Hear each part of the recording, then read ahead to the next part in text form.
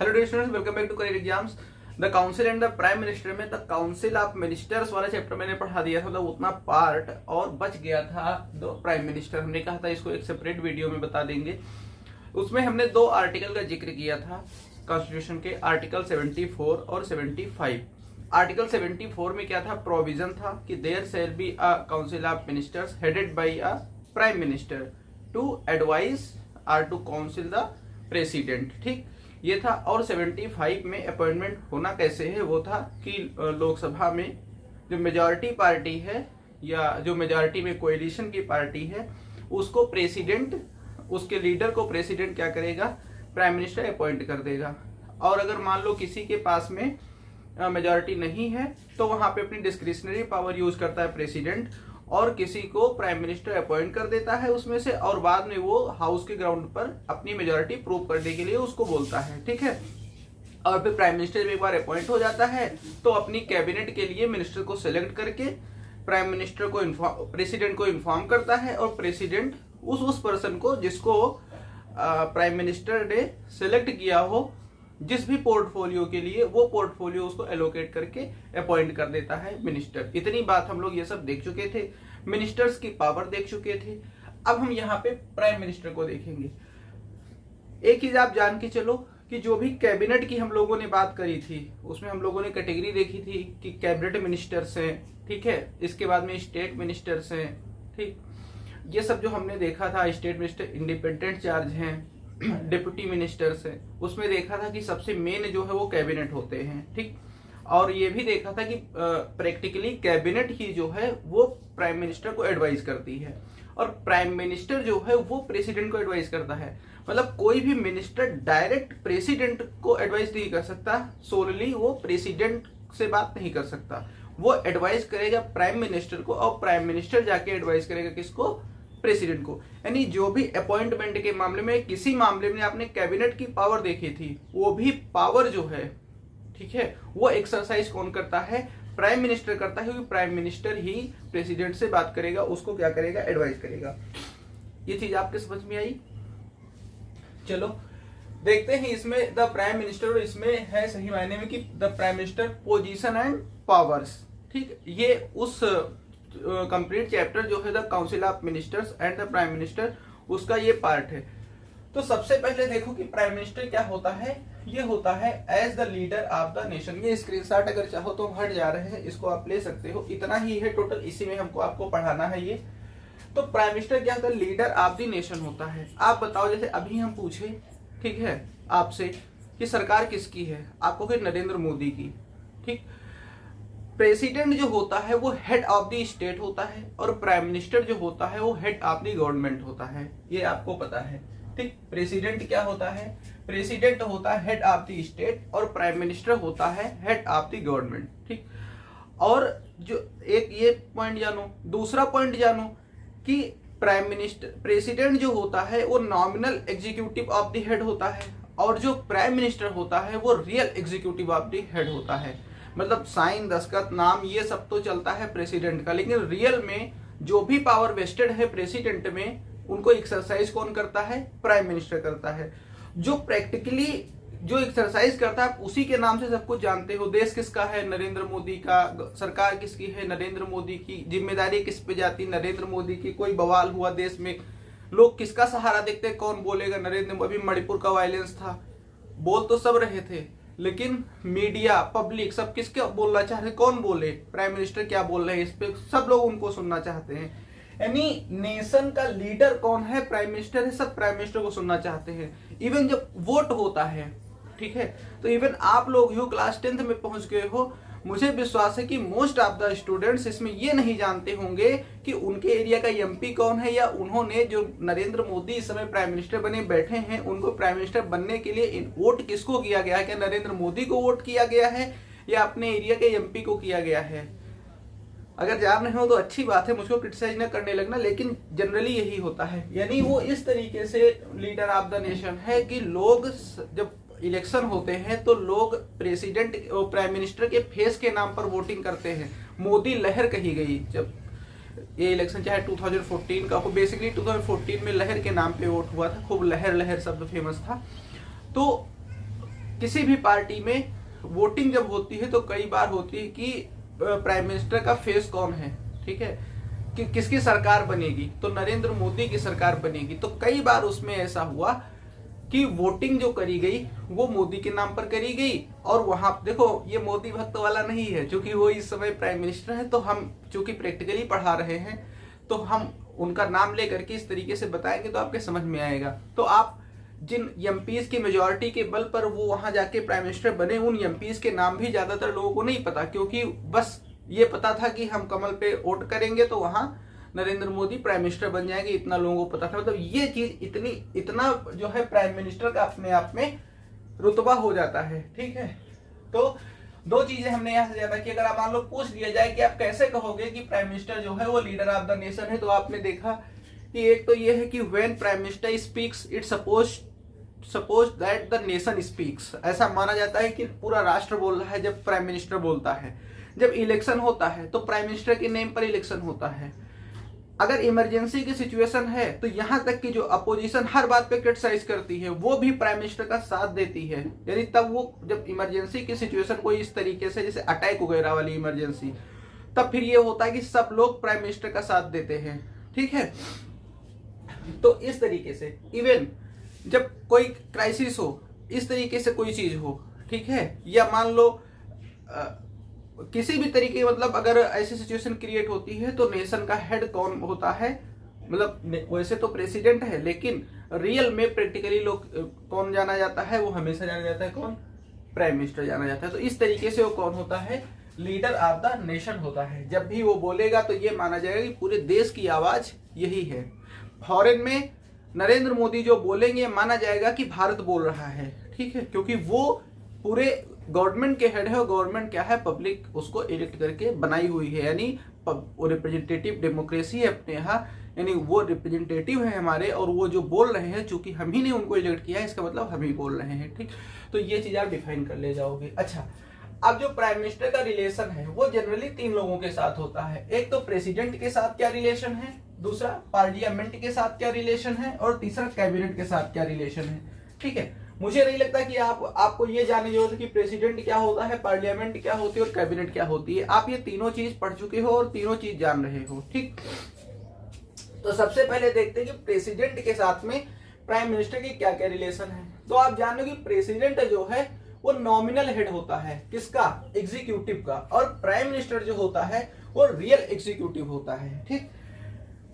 यानी प्रेसिडेंट जो भी काम करता है वो पीएम के एडवाइस पे ही करता है, पीएम ही एडवाइस करेगा, वही जो जिस चीज को एडवाइस करेगा वही काम प्रेसिडेंट करेगा। आप प्रेसिडेंट की जितने भी पावर पढ़ चुके हो, प्रेसिडेंट आपने पढ़ा है, तो उसमें जो भी आप पावर देखते हो, और सही मायने में ये है कि प्राइम मिनिस्टर और उसकी कैबिनेट उसको एडवाइस करती है और वही बात उसको माननी पड़ती है। ज्यादा से ज्यादा वो रिकंसिडरेशन के लिए उनको कह सकता है, लेकिन बस एक बार कह ही सकता है। अगर वो चीज फिर से उनके पास पहुंच जाए, ज्यादातर बिल पास के मामले में, तो अगली बार उनको साइन करना ही पड़ता है, बिल को साइन करना पड़ता है, ठीक।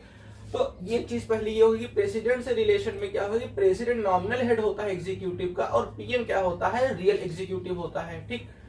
दूसरा क्या है, PM advises president to summon prorogue the parliament. ये एक जो है एंड डिसमिस लोकसभा। आपको पता है, आपने प्रेसिडेंट के राइट्स में ये बात पढ़ी हुई है, आपने प्रेसिडेंट के पावर के मामले में ये बात पढ़ी थी कि प्रेसिडेंट के पास ये पावर है कि वो पार्लियामेंट को समन करता है, नहीं बुलाता है, प्रोरग करता है, नहीं जब उसको चाहता है, उसको हिंदी में सत्रावसान बोलते हैं, ठीक है, यानी जब सेशन खत्म होता है तो उसको प्रोरग करना बोलते हैं। तो ये दोनों काम कौन करता है, प्रेसिडेंट करता है।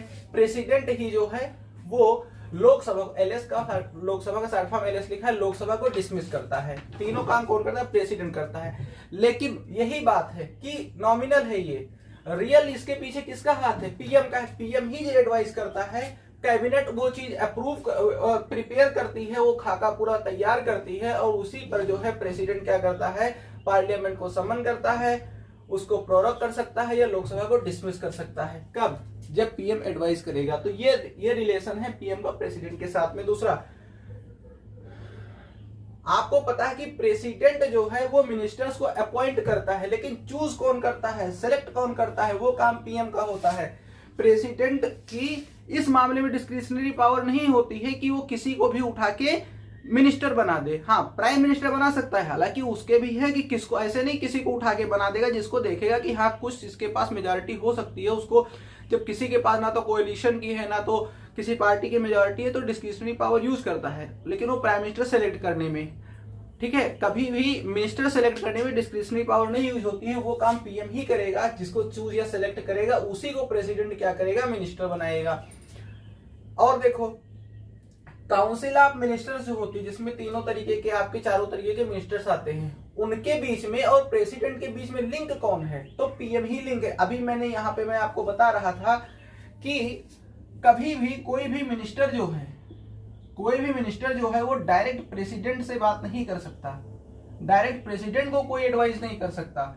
वो एडवाइस करेगा किसको, पीएम को एडवाइस करेगा और पीएम इनको एडवाइस करेंगे। ये एरो नहीं बन सकता है बीच में, ये एरो नहीं बनता है। ठीक, समझ में आया? इसको हम इरेज करते हैं। तो यानी लिंक कौन है उनके बीच में, लिंक है PM. He adviser president on various appointment. जितनी भी अपॉइंटमेंट आपने पढ़ी जब प्रेसिडेंट को पढ़ रहे थे कि ये इनका अपॉइंटमेंट यानी जो है chief justice of supreme court या chief justice of high court, ambassadors, governor, यानी जिन जिन की अपॉइंटमेंट प्रेसिडेंट करता है, रियल में अपॉइंटमेंट कौन करवाता है, वो प्राइम मिनिस्टर का काम होता है। प्राइम मिनिस्टर ही एडवाइस करता है कि आप जो है इन लोगों को क्या कर दो, अपॉइंट कर दो। तब प्रेसिडेंट को क्या कर देता है, अपॉइंट कर देता है।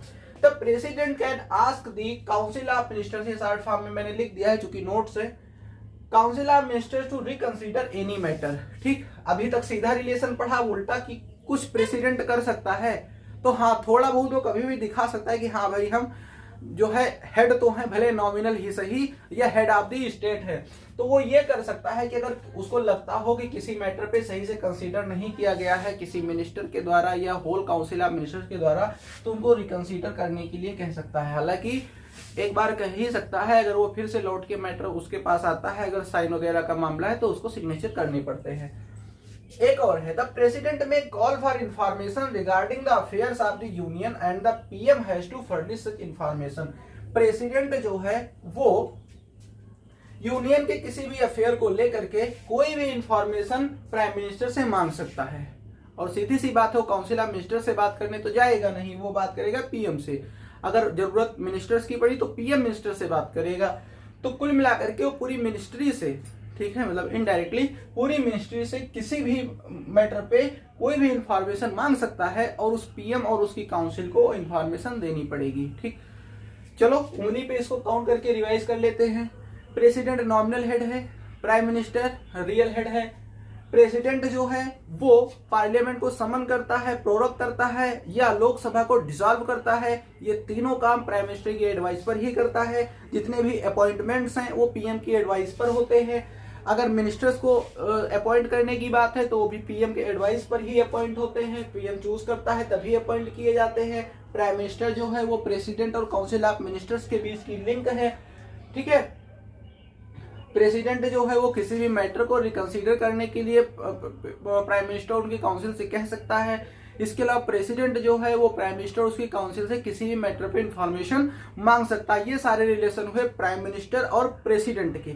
अब बात करते हैं प्राइम मिनिस्टर का पार्लियामेंट से क्या रिलेशन है। ठीक, तो आपको ये पता ही है कि प्राइम मिनिस्टर कैसे अपॉइंट होता है। तो आप कहोगे कि मेजॉरिटी पार्टी का जो लीडर होता है वो क्या होता है, प्राइम मिनिस्टर अपॉइंट होता है। कहने मतलब वो लोकसभा का तो लीडर अपने आप में होता ही है। ठीक है, हालांकि राज्यसभा से भी प्राइम मिनिस्टर बने हैं, इंदिरा गांधी बनी है, डॉक्टर मनमोहन सिंह बने हैं, वो राज्यसभा से जाके बने हैं।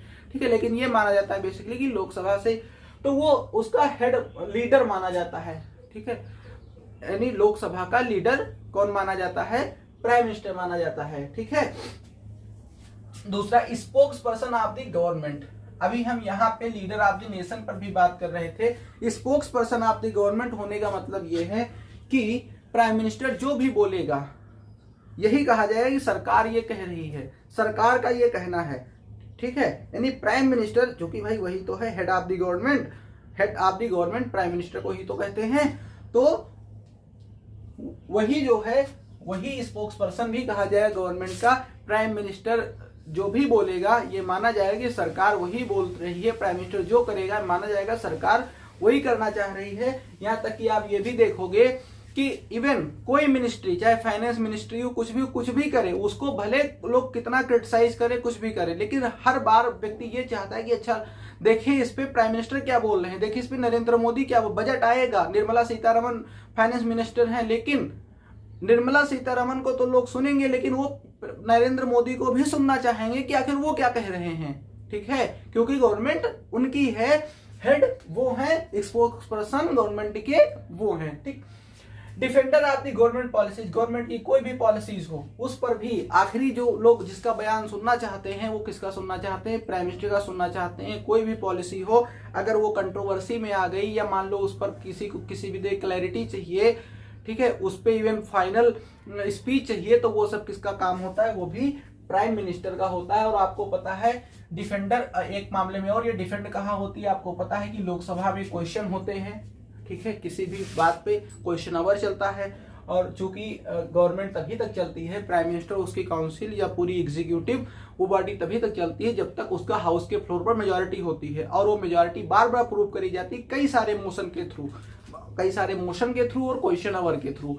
तो जब क्वेश्चन आवर में मान लो किसी पॉलिसी पे क्वेश्चन होना शुरू होते हैं, ठीक है, और किसी पर्टिकुलर पोर्टफोलियो से, पर्टिकुलर डिपार्टमेंट से क्वेश्चन होते हैं, लेकिन अगर वो वहां कुछ फेल कर रहा होता है या मामला फंस रहा होता है, तो इंटरवीन करने के लिए तुरंत वहां प्राइम मिनिस्टर आता है। और इवन अगर मान लो नो कॉन्फिडेंस मोशन पास होता जो है एग्जीक्यूट करा जाता है, तो फाइनल स्पीच जो उसमें होती है वोटिंग के पहले की, वो किसकी होती है, प्राइम मिनिस्टर की होती है।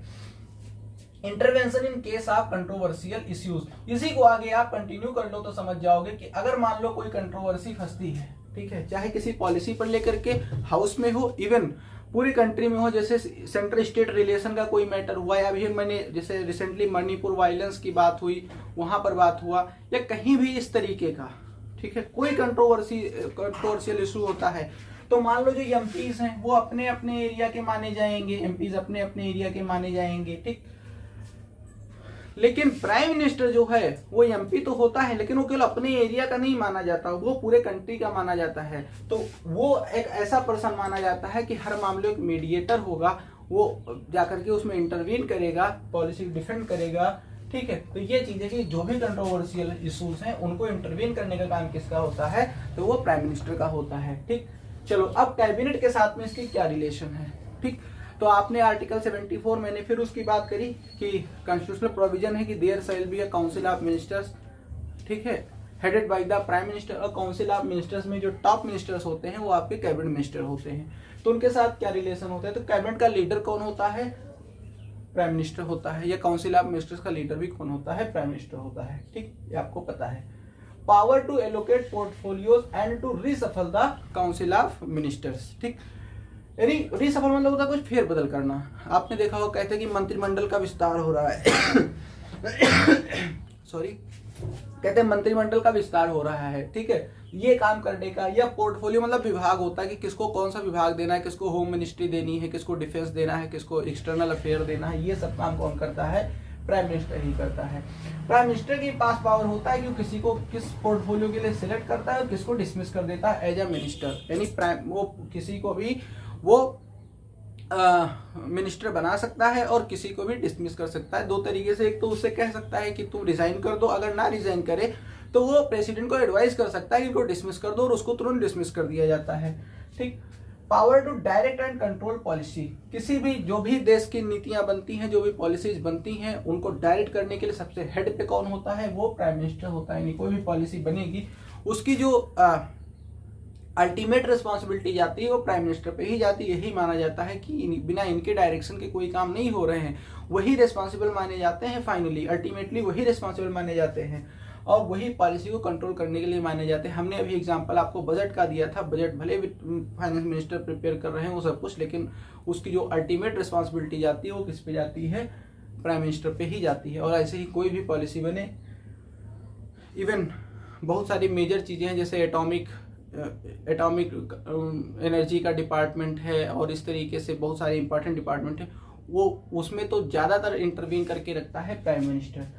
और यहाँ पे बात है resignation of prime minister. Prime minister इतना हेड है, इतना मेन है इस कैबिनेट में, ठीक है, कि अगर मान लो प्राइम मिनिस्टर रिजाइन कर दे तो होल कैबिनेट होल कैबिनेट क्यों कहोगे, होल काउंसिल ऑफ मिनिस्टर्स कहो, सबको रिजाइन करना पड़ता है। नहीं, पूरी एग्जीक्यूटिव जो है, सरकार जो है वो बर्खास्त हो जाती है अगर पीएम रिजाइन कर दे। हाँ, अगर कोई एक मिनिस्टर रिजाइन करे तो कुछ नहीं होगा। दो चीजें इसमें होती है, ठीक है। पीएम अगर रिजाइन करता है तो वैक्यूम बन जाता है, ठीक है, वैक्यूम बन जाता है। और मान लो कोई मिनिस्टर जो है रिजाइन करता है तो एक वैकेंट, केवल एक वैकेंसी बनती है, ठीक है। तो अगर प्राइम मिनिस्टर रिजाइन करेगा तो पूरी गवर्नमेंट जो है वो बर्खास्त हो जाएगी। इवन अगर मान लो नो कॉन्फिडेंस मोशन है, नो कॉन्फिडेंस मोशन में, हालांकि नो कॉन्फिडेंस मोशन की जब बात होगी तो अगर नो कॉन्फिडेंस मोशन किसी एक के खिलाफ भी पास हुआ तब पूरी गवर्नमेंट जो है वो उसको रिजाइन करना पड़ेगा। तो आई होप प्राइम मिनिस्टर के बारे में आप सारी बातें पढ़ चुके हो। अब एक चीज आप करना, आपके लिए ये काम है कि आप प्रेसिडेंट को पढ़ चुके हो, आप पार्लियामेंट को पढ़, ये सारी वीडियो हमारे चैनल पे अवेलेबल है, ठीक है। प्रेसिडेंट की भी अवेलेबल है, पार्लियामेंट की भी अवेलेबल है, काउंसिल ऑफ मिनिस्टर्स की भी अवेलेबल है, और अब ये प्राइम मिनिस्टर की हो गई। सबऑर्डिनेट कोर्ट और सुप्रीम कोर्ट की वीडियो मैंने बना दी। अब एक चैप्टर केवल इसका बचता है इस सिविक्स वाले में, हाई कोर्ट का, वो भी जल्दी ही वीडियो मिल जाएगी। हाँ, तो मैं बताने ये वाला था कि अब आप चीजों को रिलेट करोगे तो बड़ा मजा आएगा। इसमें आप देखोगे अब अपने आप से बैठ करके जो काम आपका है वो ये है कि आप ये करो कि पार्लियामेंट,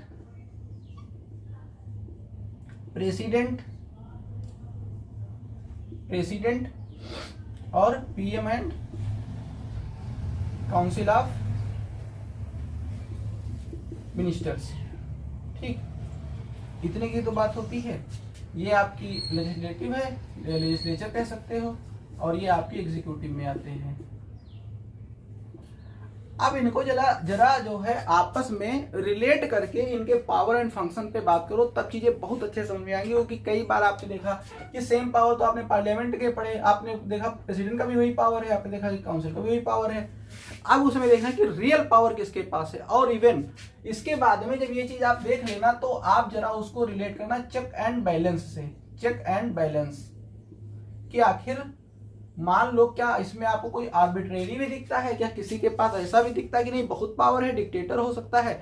जैसे अगर यहाँ पे देखोगे तो आपको लगेगा प्राइम मिनिस्टर तो डिक्टेटर हो सकता है, लेकिन प्राइम मिनिस्टर जितना भी पावर है वो तभी तक है जब तक लोकसभा में क्या है, उसकी मेजॉरिटी है, उसका कॉन्फिडेंस है। और लोकसभा में ये होता है कि प्राइम मिनिस्टर ज्यादा डिक्टेटर होने लगेगा तो केवल अपोजिशन ही नहीं, उसके अपने एमपीज भी जो हैं वो भी उसके अगेंस्ट हो सकते हैं, और नो कॉन्फिडेंस मोशन में उसके अगेंस्ट जाकर के वोट कर सकते हैं। और अगर मान लो कोएलिशन की गवर्नमेंट हुई तब तो बहुत मामला क्रिटिकल होता है ऑलरेडी, ठीक है। लेकिन अगर मान लो मेजॉरिटी की ही हुई तब भी अगर मान लो इस तरीके से जाकर के, और मान लो उसके एमपी उसका साथ देते भी रहे, उसके डिक्टेटोरियल शिप में उसके जो भी एमपीज हैं उसका साथ देते रहे, वहां नो कॉन्फिडेंस मोशन ना आए, तो भैया अल्टीमेटली 5 ईयर के बाद उनको जाना तो पब्लिक के पास में है। और ये डायरेक्ट ये रिप्रेजेंटेटिव डेमोक्रेसी है, 5 साल के बाद जनता हिसाब कर देगी।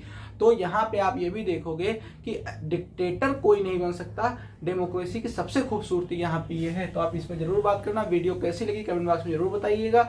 Thank you everyone.